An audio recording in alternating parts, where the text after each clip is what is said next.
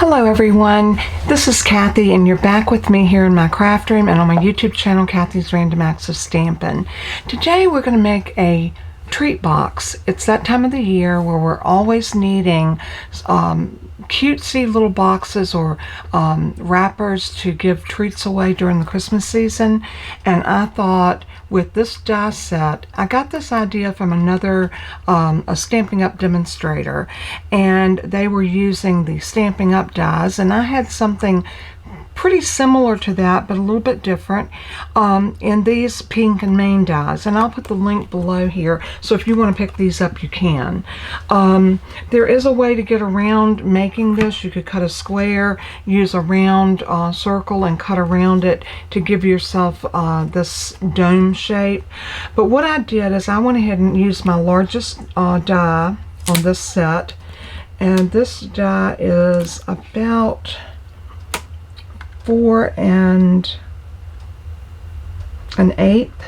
about 4 1/8 by about 5 1/2. So I cut out 4 of the dome shapes, and I have them right here, and I cut these out using a real pretty Christmas red. So there's my 4 pieces. I also have what is going to make the bottom of our box, and this is a very simple 5 by 5 inch piece. Now we got some scoring to do, so I'm going to bring out my small scoreboard, and we're going to score around this at 1/2 inch.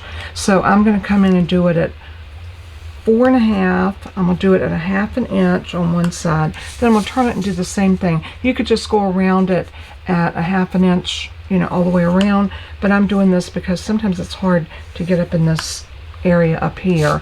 But it's basically 1/2 inch all the way around. You can see my score marks, and we'll burnish everything in just a minute. I have 4 pieces. These are going to be binding strips, and these pieces are cut at 2 1/2 by 1 inch, and we're going to put them in on the 1 inch side. So the small side is at the top of your scoreboard, and we're going to score at 1/2 inch, just right down the middle. So we need to do all 4 of these. Really simple score lines, nothing very technical about this little box, but it is going to have a little wow factor because of the way the top is going to be designed, and I think you're going to love it. Again, like I said, I'm just scoring these binding strips. So this is what we're going to bind our box together with. And we got those all done. Now we need to concentrate on our actual dome pieces. So what I want to do is I want to put this in. Let's see, let's put it in with the dome facing that way. Make sure that this part of your piece is completely straight against the top of your scoreboard, and then scoot it all the way to the left so you have no space. And what you're going to want to do from the top, you're going to want to come down to about 2 1/2 and give it a score, and you're going to do this with all 4 pieces.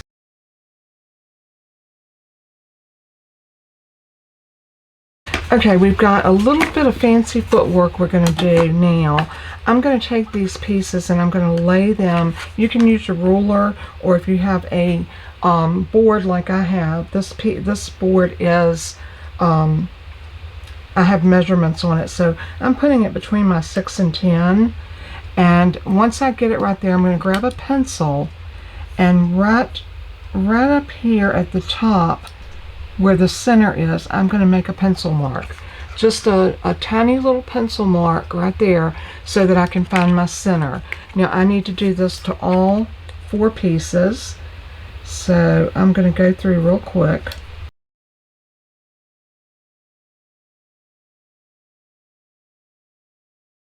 Alright, those are done. Now we've got just a tiny bit more scoring to do before we're finished. So I'm going to bring the scoreboard back out, and we're going to do an angle on our top piece that's going to go from where you made that pencil mark to this first score line, the 2 1/2 inch cross score line. So you see my score line, and there's my dot. So we're gonna make a score line across to there. Now I like to use my scoreboard for this. Some people like to take a ruler and just put it down and score by the ruler. But I have this black mark that I put down the middle of my scoreboard, and that is for this because I can clearly see my black mark right there. And by being able to see that, I can score from this point to this point with no problem. So just come straight down like that. And then I'm going to turn it, and I'm going to do the same thing here. So I'm going to hold my finger where the dot's at and pivot my piece around till I get that in my line. And then I'm going to do the same thing. I'm going to come up here, and I'm just going to score down. This gives you that like a triangle type shape, and these are going to fold back like this. But we're not going to fold them right now. I'm just showing you this is the way they will be once we get our box finished. So let's go ahead and go through, and I'm going to do this really fast so you don't have to sit and watch me do it over and over.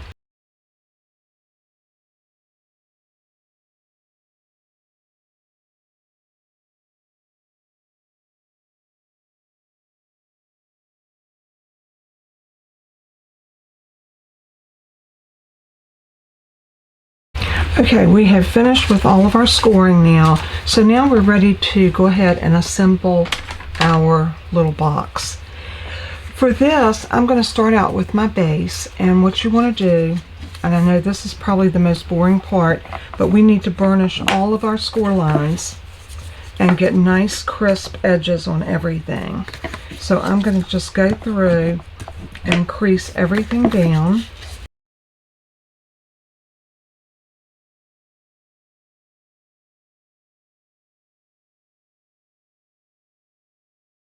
And then we have our little 1-inch strips that we scored in the middle at a half. So we're going to go ahead and burnish them as well. Just get a good, a nice neat fold on them and creased. It just makes everything much easier to put together if you have all your prep work done ahead of time. So I like to prep, and then once we're ready to put together, everything will come together really easily. Okay, so those are done. Now let's go back to our bottom.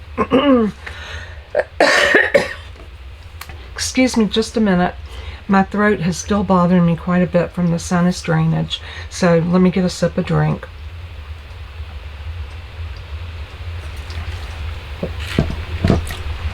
I also have some cough drops here close by in case I need to get one. Now what I'm going to do is I'm going to snip up on each one of these score lines. I'm going a little bit to the other side of the score line, and then I'm doing that for a reason. I want to snip that score line away because that gives us a little extra bulk that we don't need. So what I'm going to do is I'm going to go back and I'm going to trim that score line away just like that, just by doing a tiny bit of an angle cut right on the tab. Pull that away, and then our last one. Okay, so that is ready, prepped and ready to glue. So now I'm going to fold my tabs in on one side, and I'm going to go ahead and put glue on both of these. Your wet glue gives you a few minutes, so it's not going to dry before you get everything finished on it. So just go ahead and put your glue on it. Then sit it up and bring your corners together so that they're completely squared up. That's important when we get ready to put the box together, our sides on. You want to make sure that everything is square. So square it up really good, and like I said, that will catch. It dries really quick, but you do have enough of room to get this taken care of before it starts drying.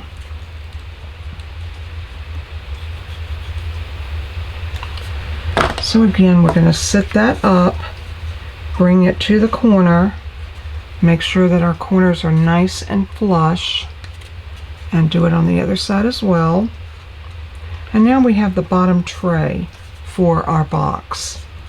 So now what we need to do is we need to go ahead and prep our pieces that's going to go together. You want to make sure this particular die has stitch lines on it. So make sure that you have the right side up.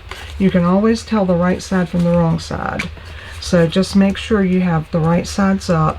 And what we're going to do is we're going to bring in our binding strips and we're going to put glue so that the folded edge is to the outside.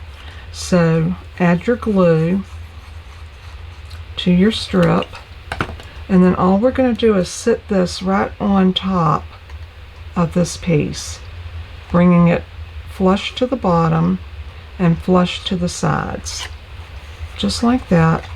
Then you want to open it up, and if you've got any wiggle room where you can slide it over, you want to slide it, but you still want to make sure that bend takes place there. Then all we're going to do from there is we're going to put another one here. We're going to put glue on that strip and just butt this one up next to it. This is our connector pieces that's going to connect our box all the way together across. So set this one down right here, butt it up to the other one. Everything should match up perfectly. I'm going to take my little microfiber cloth and just wipe off any extra glue. And you want to check each time you glue one down, making sure that this will bend. And see how that's bending very easily. So now we need to put another binding strip on this side. So I'm going to turn it over. I'm going to put glue on one side.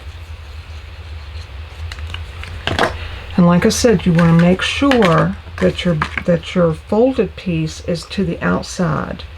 So I'm going to turn it around, and I want to make sure that this folded piece is to the outside edge. So I'm going to lay that down right there, bring it to the bottom and all the way to the edge. I'm going to lay it down, give it a little wiggle if it needs it, and that one's good. Now we're going to do the same thing. We're just going to add another piece right there by adding our glue. I mean, how simple is this? Isn't this easy? And now we're going to lay this down like that. Make sure we can bend it. Everything is bendable. Everything is starting to come together. See how it's starting to look like a box. And then we have two more tabs to put on. We have this one. So I'm going to put glue on here. And if it helps you any, make sure that your mountain fold, see how that looks like a mountain?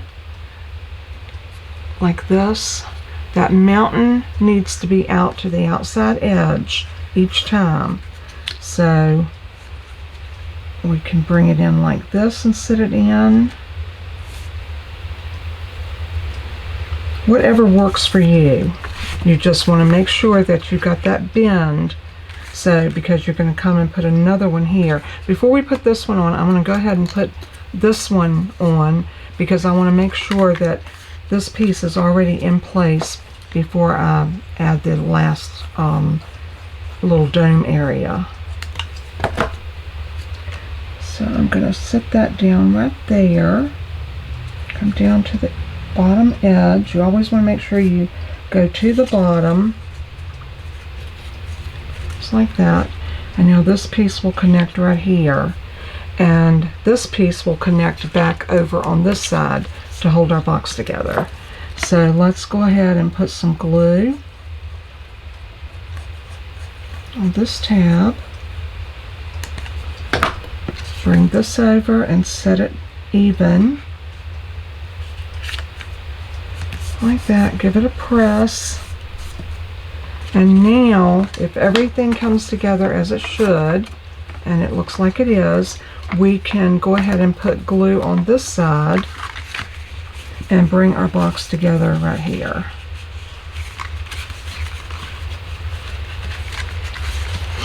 Now if it's off, it might be off just a tiny bit, but that's not going to matter once you get this glued together.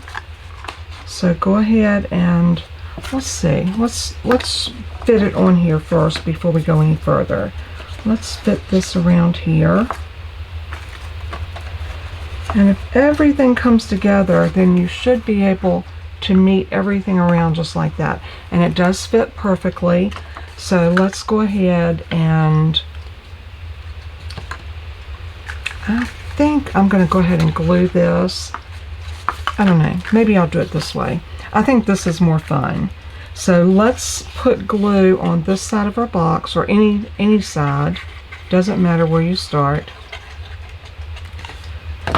And then we're going to sit this one down right here. Just make sure you're in between the fold lines and make sure your folds will fold up and around your box. Okay, there's one piece down, so you want to come in before you move any further.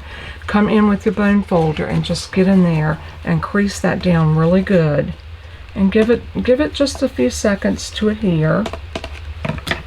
And then you can come up and go ahead and do this one. So let's turn it this way and run our glue on the box, on the little 1/2 inch where we made the bottom of the box. And let's fold this down over top of it there. Do the same thing here. Turn it over and get in there with your bone folder and really give it a good press. It's crucial that you get that pressed down really good and tight. Okay, so now let's go to this side. And if it looks like you need to put a little bit more glue in there, just go in there with the nose of your glue and put a little bit more in there. No harm, no foul. So, and as you're coming around, you're wrapping that box completely around your piece. So now let's go ahead and put glue on this piece.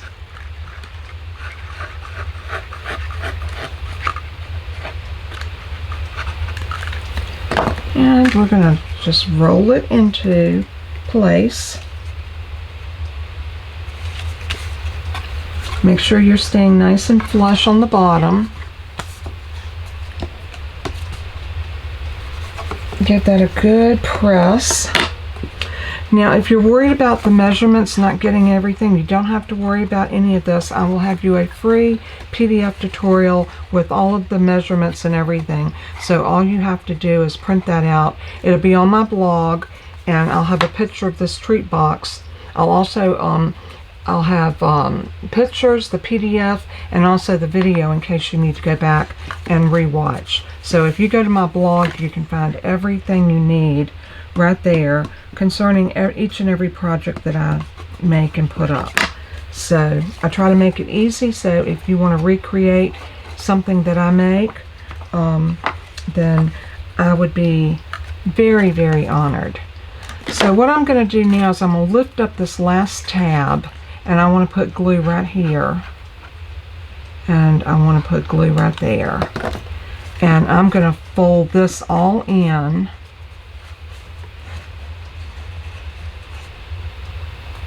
like that. I'm going to hold it for a minute. Might even grab my tweezers and just let that sit for a minute. I really want that to adhere before I go any further.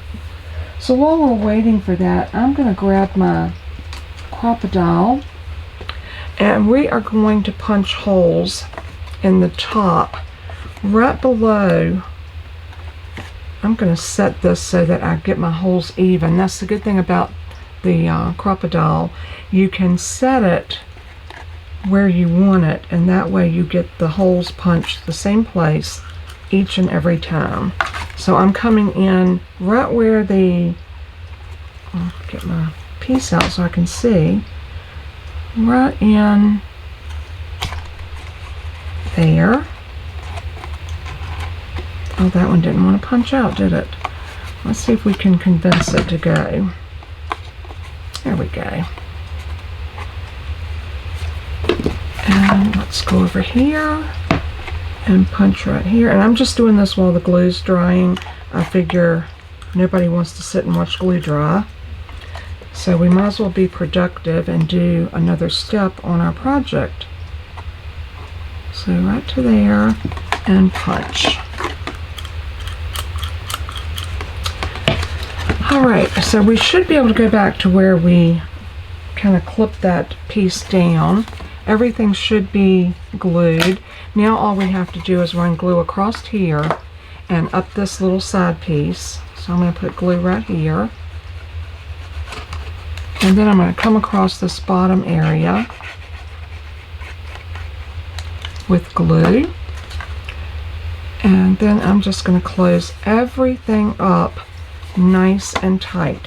And I am going to hold this down flat as I glue everything together, because I want to make sure this is the crucial side that kind of puts it all together. So you really want to make sure that you're lined up nice and straight, nice and even, and give it a good press.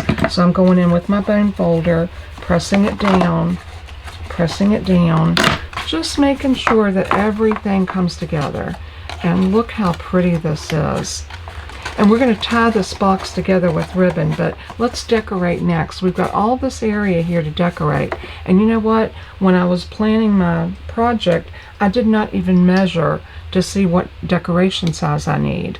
So we're going to need some designer paper that is 3 3/4 by 2 1/2.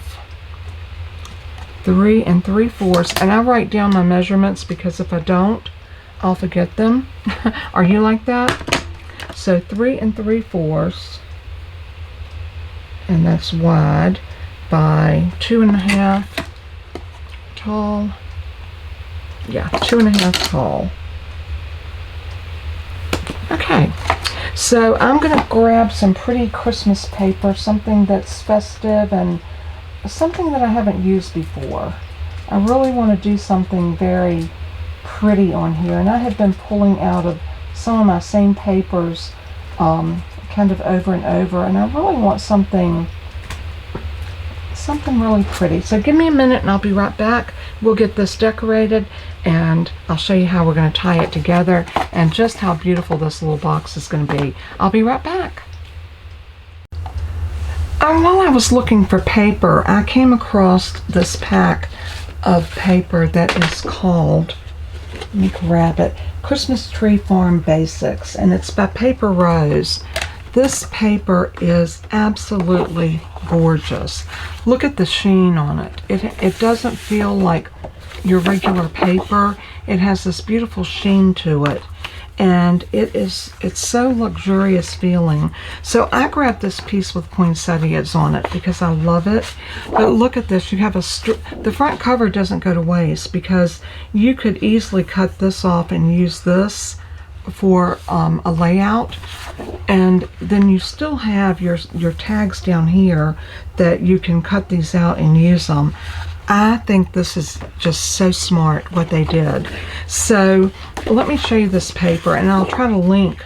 Look at the nutcrackers. I love that. I can see, and this is the piece like I had. You get 2 pieces of each design. Look at that. Is that not gorgeous? I mean, it's just, the paper is just beautiful. The little puppies, the deer and the lamb, these, and the kitten, these are just so cute. And then you have these beautiful little tags. I love that mailbox covered in snow and holly branches. Oh my goodness, the puppy dog is so cute. The little cabin that says "Let it snow."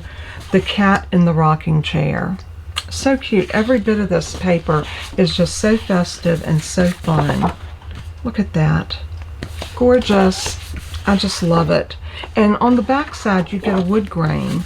Most of them have like a muted background.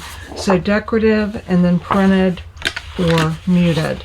And I think we've been through the whole pack. So you get 2 of everything in this one. So it is 12 double-sided patterns, 2 of each 12 designs. Beautiful, beautiful pack of paper. I gotta find my wrapper. I definitely do not want this paper to get messed up. So I am taking the time to put it back in its packaging because this is truly a pack of paper that I want to do more with. So I happened to reach in to my bin where I've got some of my new Christmas paper, and this was the first one I put my hand on, and I thought this is going to be it because it's just too pretty not to do something with. So are you a paper hoarder? Do y'all buy pretty paper and then you don't want to use it because it's too pretty to use?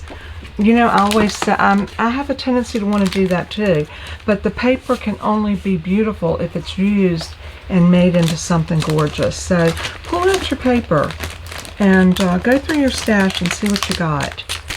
And like I said, if I can find out where I got this from, I think I know, but I will link it in the description below so that if you need to go and grab a pack, you can get it as well. So pretty.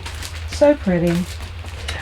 All right, back to our little box. What I decided to do when I looked at my real estate, I want to mat in white and then put this beautiful paper over top of it.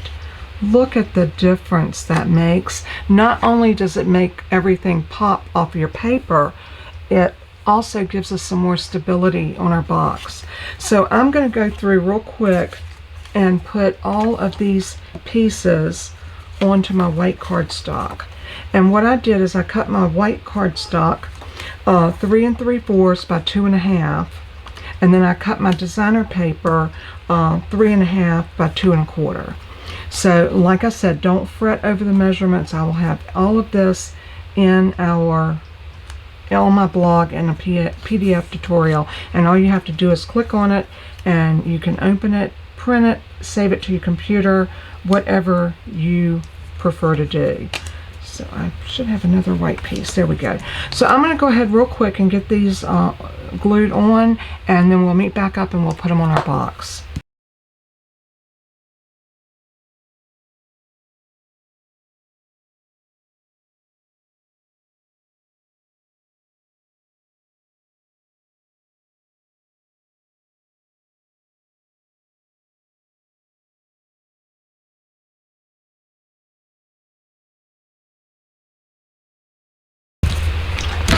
Alright, I have all of these matted and ready to go onto our box. So I'm going to decide where I want the front of my box to be, and I think I want this to be my front.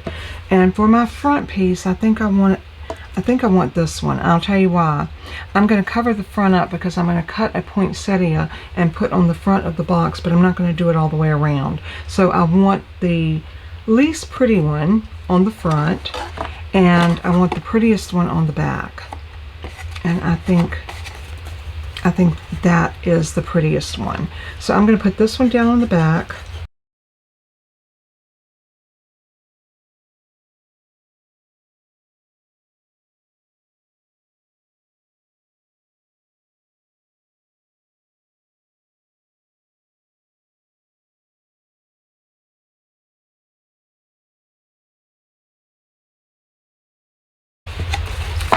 Now, for our ribbon, we are going to take a piece of ribbon, take a piece about that long, and I'm going to cut it. And I'm going to run one piece through to here. And this is going to close up our box. Now, the first piece, I'm just going to tie like a knot. Not really a knot, but just enough to hold it together. Something like that. And I'm just going to leave that. Then we're going to put another piece through, and we're going to put a bow, and we're going to let these be streamers hanging down from our bow. So I'm going to cut another piece. This piece needs to be a little longer because we do want enough to be able to tie it. And then I'm going to feed this through.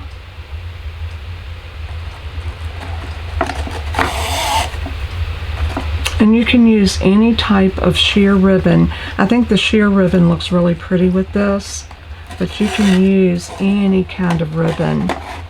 And I'm going to come back because I want to I'm going to do a very pretty pink and red poinsettia to go on the front of my box. Now I've got to decide which was my front.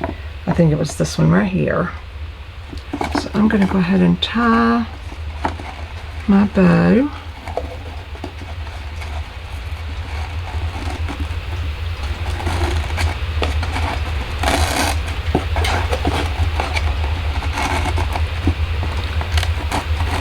Like that. And you got the streamers hanging down so you can see how festive it is. Now some of these I'm going to trim a little shorter after I get, let's go ahead and do that now.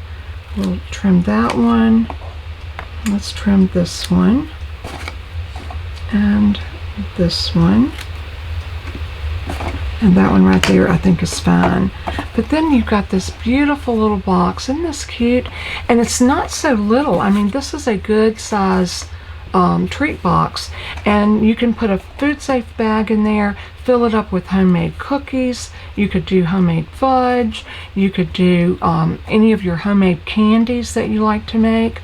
You could put a cupcake inside here. It would easily hold a cupcake or a muffin. Just so many things. Just make sure when you put into your container that you line it with some food safe wrapping, some wax paper, some parchment paper, some plastic wrap, whatever, before you put that in. So I'm going to go off camera and cut my poinsettia, and we'll be right back, and we'll put that on and we will be done. Okay, I am back and I have finished cutting my poinsettias. This is a Stampin' Up! Die set that I bought way back. It's been discontinued long since, but I still love this for my poinsettias, and I use the dies a lot more than I do the stamp. But I love these because it embosses the leaves of the poinsettia so beautiful, and they layer so great. And what I like to do is I like to take and put a dimensional behind them to really give them a little bit of pop. So with this being the front of my box, I believe that was the front, or was it this? I think it was this. I think this was the front. What I like to do is I like to take my bone folder and just curl the leaves a little bit on my, and I like to curl them down. And I know that sounds counterproductive, but you'll see what happens when I push these down.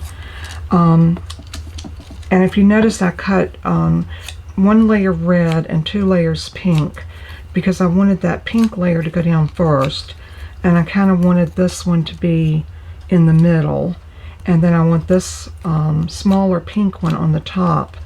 And I'm also going to use something in the middle to give it the look of a poinsettia. So I am going to put this, I might do this one straight down with glue.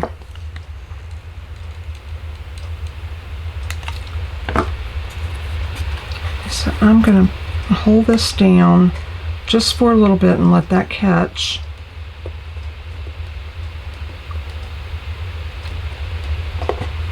And then I'm going to take a dimensional and stick it right into the middle of this little poinsettia. And these little dots are just about the right size. Oops, look what I did.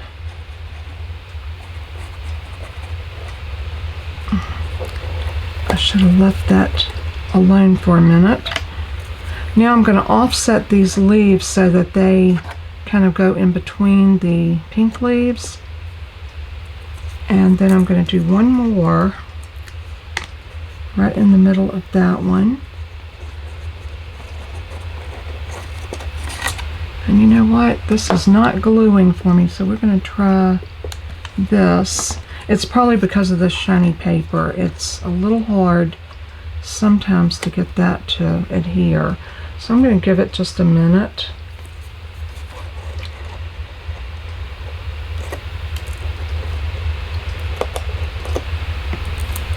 And I'm going to put this one down like that. Now I need to find a little trinket of some sort. Move, Val. Move. Let me look over here and find my little All right. I think this is what I was looking for. These are gorgeous. They are like the crowning touch on a poinsettia, and I am going to use this. I'm going to put down some art glitter glue, not a lot, just a little bit. I'm going to blow it on it just a little bit to let it get tacky, and then I'm going to set this right down in it like that.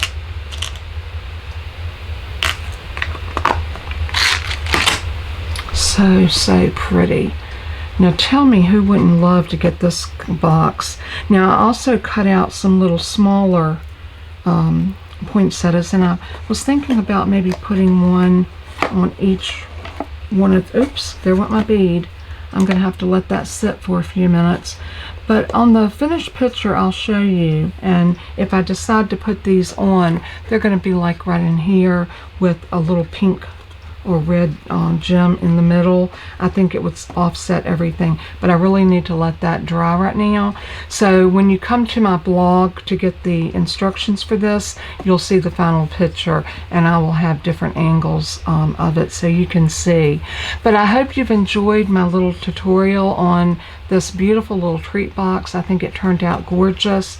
I hope you enjoyed the tutorial. If you did, give me a thumbs up and share my video. Put it out there on your social platform. Maybe there's some other people that like to craft, maybe friends of yours, and they would like to learn how to make a box like this to give some Christmas treats away in.